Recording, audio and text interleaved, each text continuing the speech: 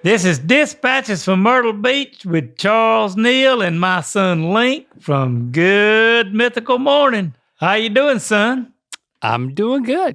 I mean, every time we get to connect, I just get a boost of energy, Dad. I don't know. I just really look forward to it.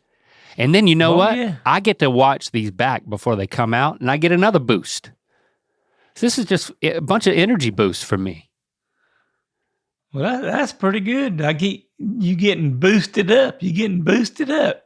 You're boosting me up. How are you feeling? Oh, doing good. You feel boosted?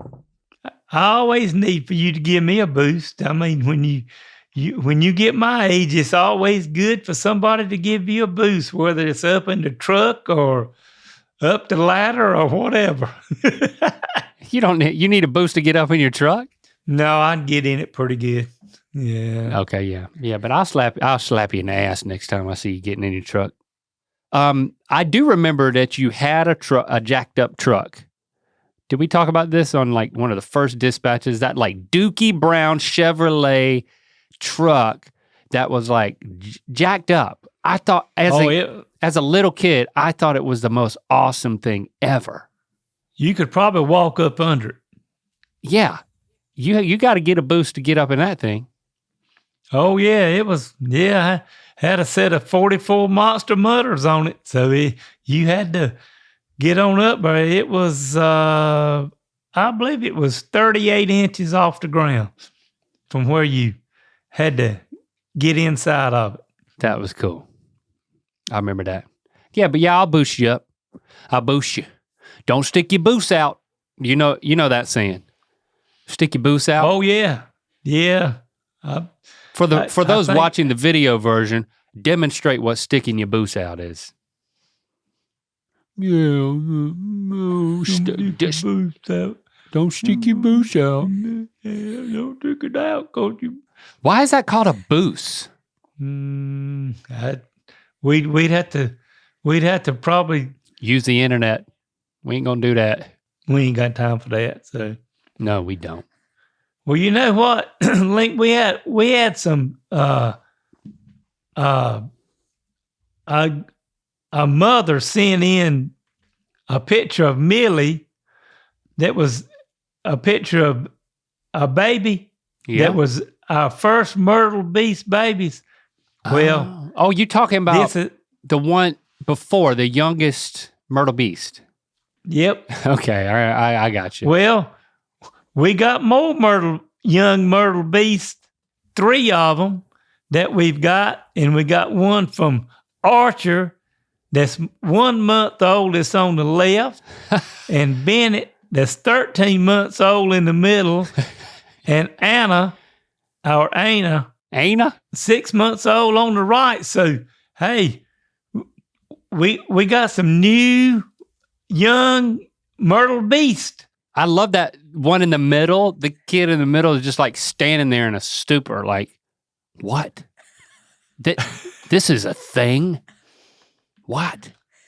If this is entertainment, put me back in the womb. I don't know, maybe he loves it. Maybe he loves it. Bennett, hey.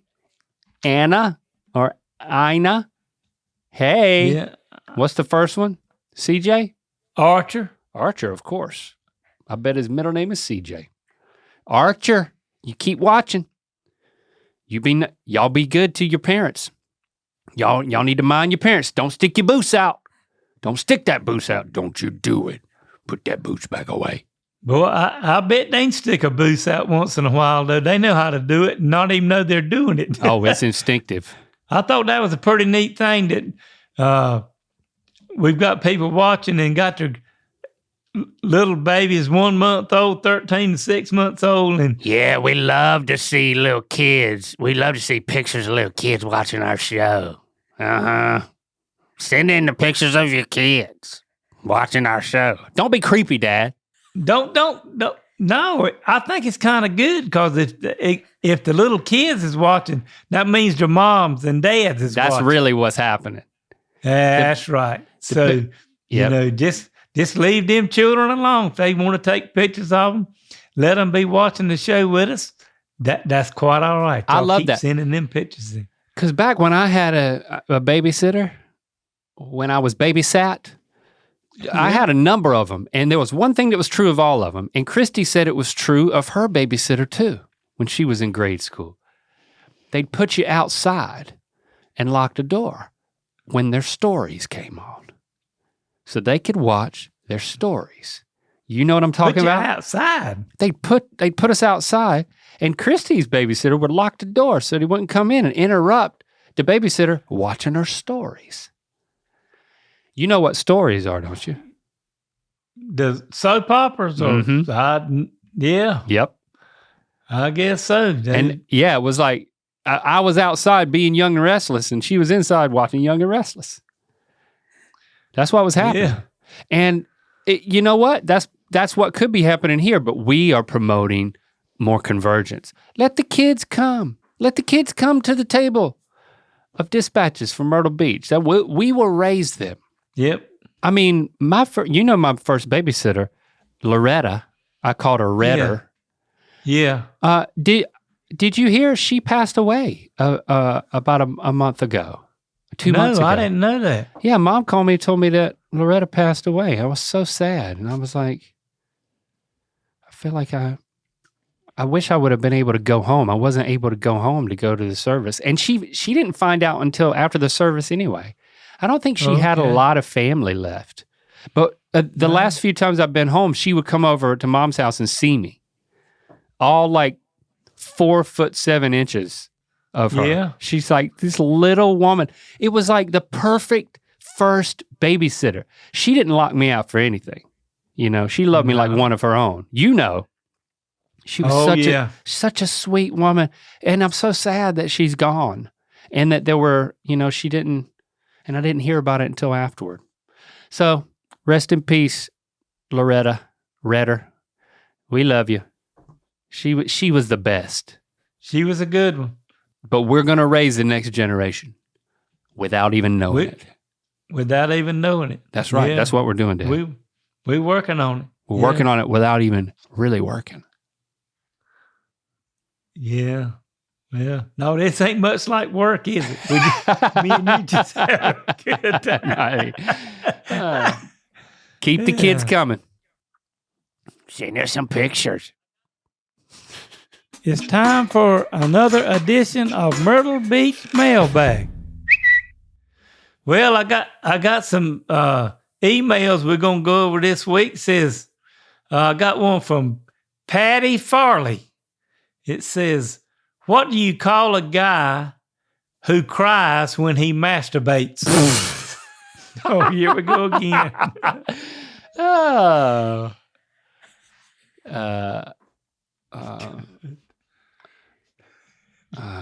Is the word jerk involved? It's getting pretty close. Yep. Tearjerker. I got That's right. You got it. That's right. I didn't have it. Tearjerker. Even when I said jerk, I didn't have it, but then I got it. Give me another one. I'm on a roll. Okay. Elizabeth Hauser says, "Why should you take Viagra for a sunburn?" Is this true? I think it is. Yeah. Yeah. Why should you take Viagra for a sunburn? He says, it won't cure it, but it'll keep the sheets off your legs at night. That's a good one. Okay, so just to set the record straight, you do not take Viagra to treat a sunburn. But the last thing you want is something sticking to those hot legs. You gotta make a tent somehow. You can figure something out besides having to take Viagra, though. Ain't that right? No, you can't. Okay. Well, just take some Viagra when you get sunburned then. I'll think about it, Dad. I'll think about it. Thanks for sharing. Okay. This episode is sponsored by HelloFresh. April is Earth Month. HelloFresh is always committed to a cleaner planet. On average, HelloFresh meals have a 31% lower carbon footprint than the same meals made from supermarket ingredients. HelloFresh pre-portioned ingredients cut down on your food waste by at least 23% compared to grocery shopping, which is good for your wallet and the planet. Plus, they have recipes not just for dinner, but for every mealtime occasion, from snacks and easy lunches to seasonal celebrations and festive gatherings. We love getting our meals from HelloFresh because they're easy to prepare and they taste good, but they're nutritional and keep us on our diets and everything that's going on. So we really like getting our HelloFresh meals and how they're easy to prepare. Go to HelloFresh.com/Myrtle50 and use Myrtle50 for 50% off. Plus your first box ships free. That's HelloFresh.com/Myrtle50 and use code Myrtle50 for 50% off. Plus your first box ships free. HelloFresh, America's #1 meal kit. I got one from Donnie, and he's asking you and I, says, what are each of your favorite family traditions? Family traditions. Donnie. See, you have the benefit of knowing that you're asking this question. I don't, so you need to go first. When I was growing up, I guess my favorite family tradition was, I'm like you were, the first grandchild. Uh-huh. And I was the first grandchild too. And every year, because my birthday was the end of May, it was usually always warm. And we had a big cookout and had a big birthday party at our house, on little old house we had, Mom and Daddy had, that we lived in on 9th Street. And all her brothers, Nana's brothers and sisters would come. And Daddy had so many brothers and sisters, all of them couldn't come. He had 9. That's right. But some of them would come. So we'd have my favorite family tradition that I think back on was probably, because from the time I was 4 years old to 9 years old, I had a birthday party that was just for me, that all those people come to wish me happy birthday. Sounded like a family reunion. That's huge. I'm telling you. But it was really neat because I think back on that. Get out of here. What? I think back. He's hallucinating. Got a gnat. Okay. And, you sure? I reckon I might be hallucinating, thinking about all them great times when I was growing up that, having a birthday party and getting to see all my aunts and uncles. And you were the center of attention. Yeah, and I was the center of, and that's when, Nana's mama was still living, and when she was living, I was always the center of attention. Talking about Charlie? Yep, Charlie. That would be correct. Shirley. That was my favorite family tradition all those years. And of course we try to do that still with our family, and the people have birthdays and we can't get together.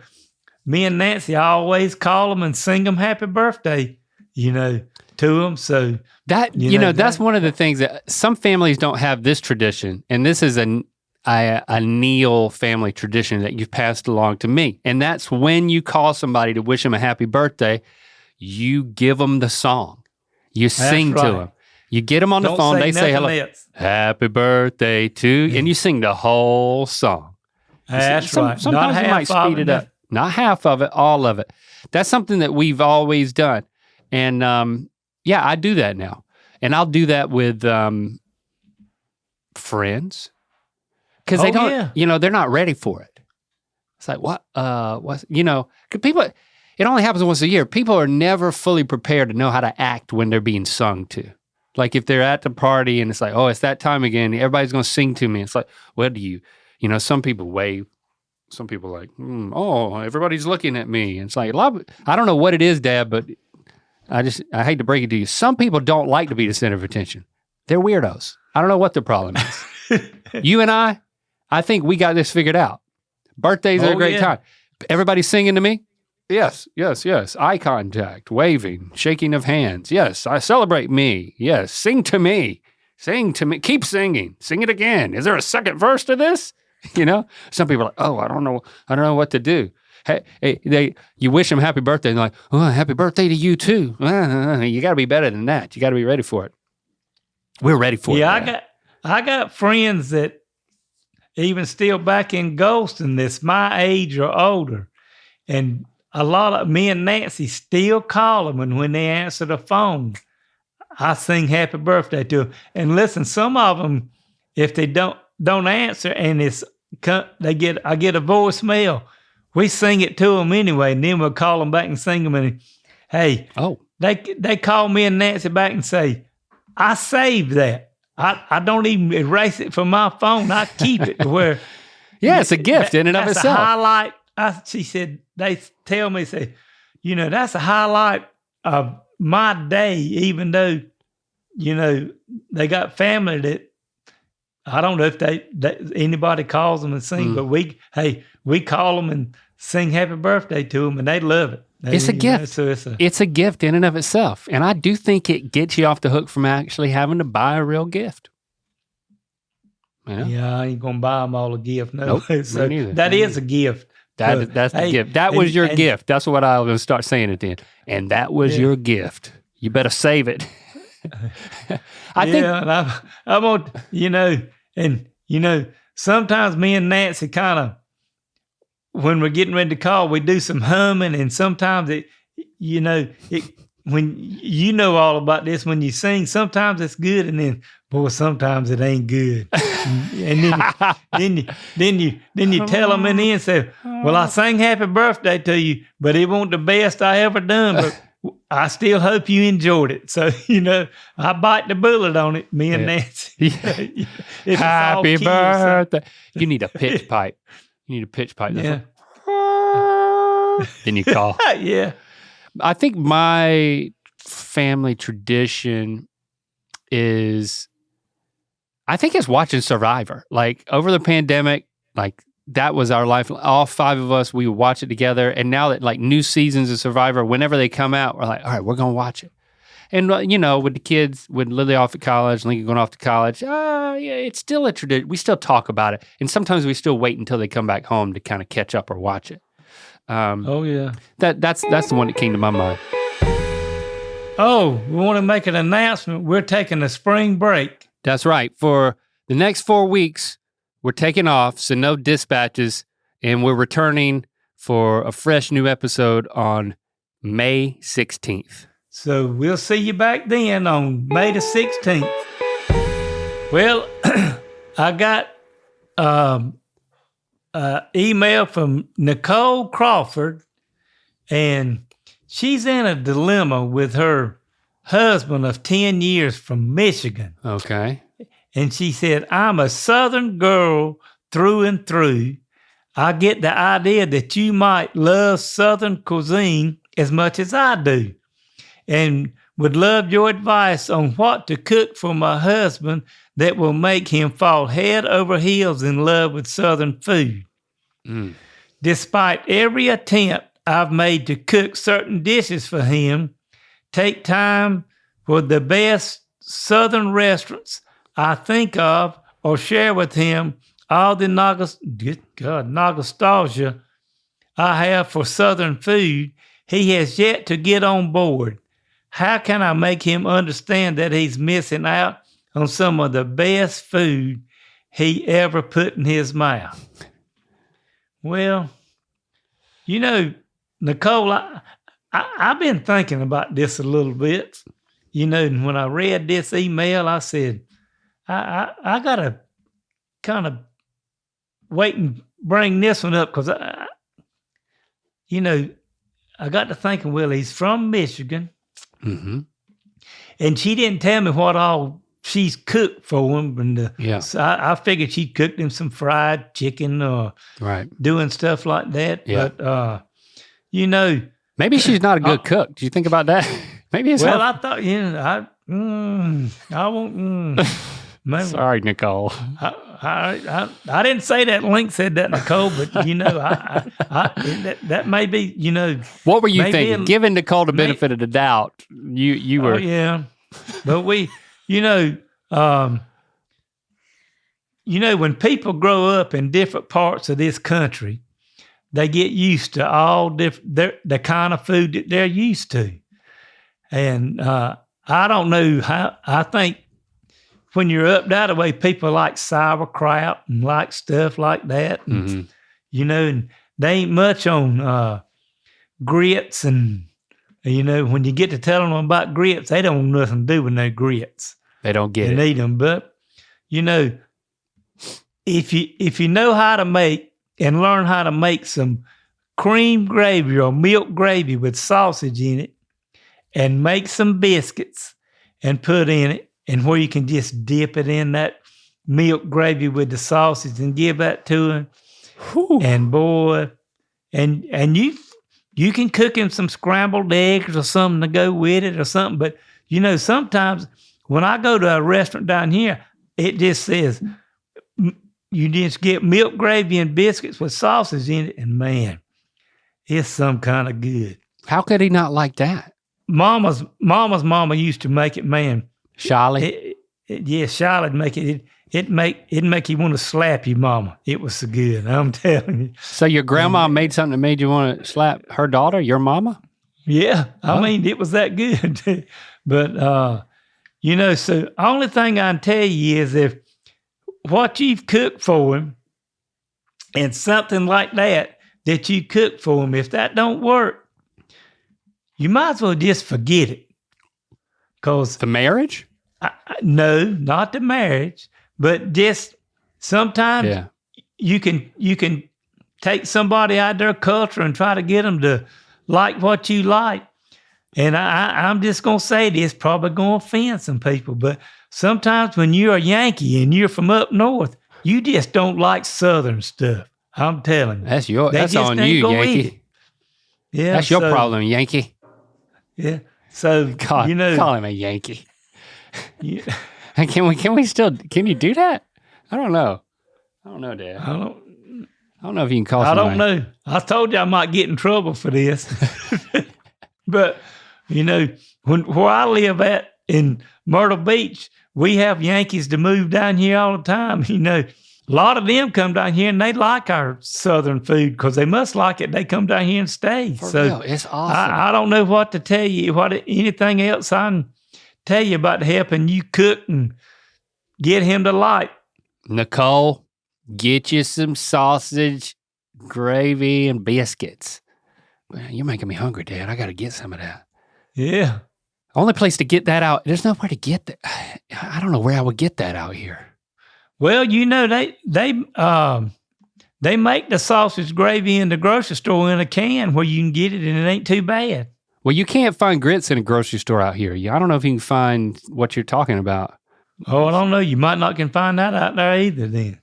My kids order grits off the internet, have it shipped to the house.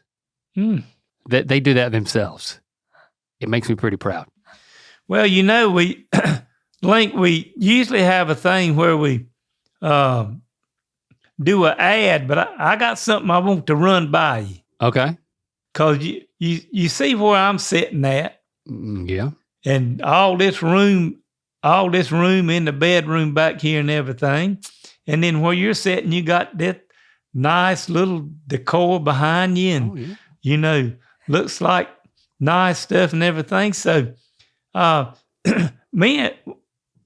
I run this by Logan, and we think maybe we ought to get us a backdrop back here, like with a 3 foot by 5 foot that says Dispatches From Myrtle Beach. Oh, you want a fancy backdrop like me? You're jealous. Yeah, that's exactly, yes. Look at this, Dad. Look, it's not even in the shop. I got a daggone sign that's not even in the shop. Is this going to be good enough? Hey. Look at that. Well, that's pretty neat, but I think you need to keep that, and we need to, with all those people that you've got out there in that graphic department, they're kind of working on some stuff, and they go run it by you and see what you think of it. How about that? Whoa. You're putting my people to work, and I don't even know about I don't know. Hey, This is didn't you tell me this was my show? This is your show. Yeah. Well, you talking about running it by me, but it sounds like you already got my graphics people working on it. What are you talking about? Me and Logan, you know, I told her if I got her in trouble that I'd get her out of it, that I'd be the one to let her just throw me under the bus. It was all my idea. Okay. So, you know. So describe what you have in mind. Have something with Dispatches from Myrtle Beach and maybe some stuff like, because I live at the beach, like with some waves on the back of it and in it and kind of in it and some colors like that look like the beach and with Dispatches from Myrtle Beach in it. You know, that's kind of what we've been thinking about a little bit, but... whatever makes you happy, I'm on board. Okay. But that's kind of like me and the mullet then, you know. You had to get mine and Nancy to go along with it. So, you know, Logan, I appreciate that. Sounded like we got it on the show that he's kind of going along with it. So we'll see where it goes. It's your show. If you want a backdrop, if you're jealous of my backdrop, and I understand, I totally understand. It's a nice, great backdrop. And you want one for yourself, then I want you to be happy. I want you to feel like that you're in your space, you're in your zone, and this is your thing. And I champion this. Well, I think our Myrtle Beasts would like it. I think they'd really like it instead of seeing this backside of this bedroom. I think they'd like it. And if we ever want to just sit, I kind of like the charm of seeing the edge of the bed and Nana's jewelry workstation, but that's just me. And if I ever miss it a lot, you can just pull up the shade and show it to me. That's right. I'd show it to you. Can I add a few things to it? Like I feel like it needs to have. I mean, I don't know. You said you wanted to have waves. Hey, listen. if you get one made for the show, you fix it like you want to. It'll be quite all right. You've been doing this longer than I have. You just get your input, and you and Logan and all these people you got out there that work for you. Well, if you put it that way. Just take it and run with it. All right. It's a yes from me, but you didn't need it. Okay. All right. Look how happy he is, Logan. Look how happy he is. So happy. He's tickled to death.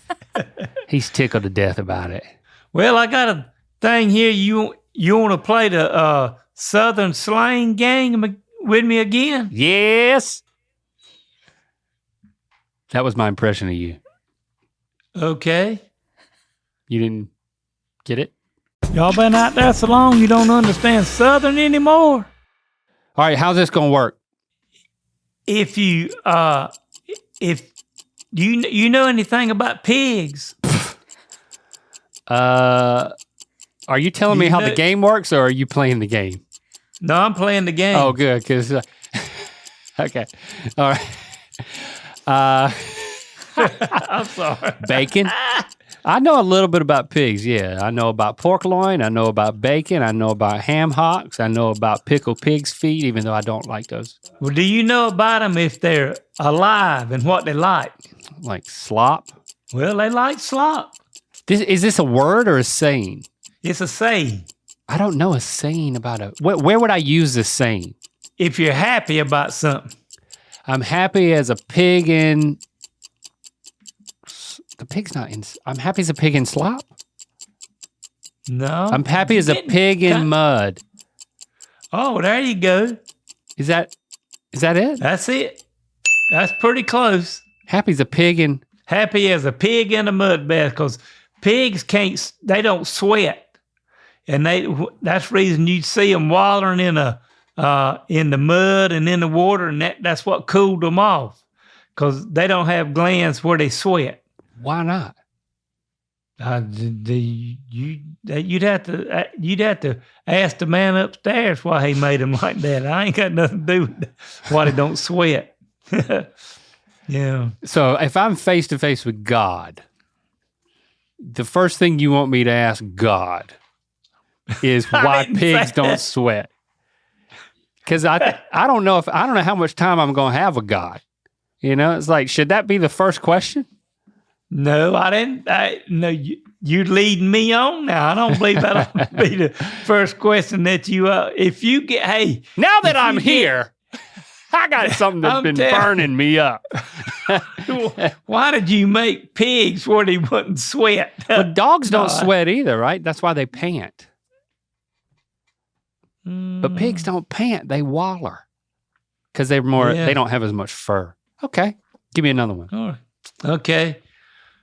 Okay, if you're doing something and you want somebody to wait on you, what's the saying that you would say about waiting? Y'all go here. I'll be there directly. Is that it?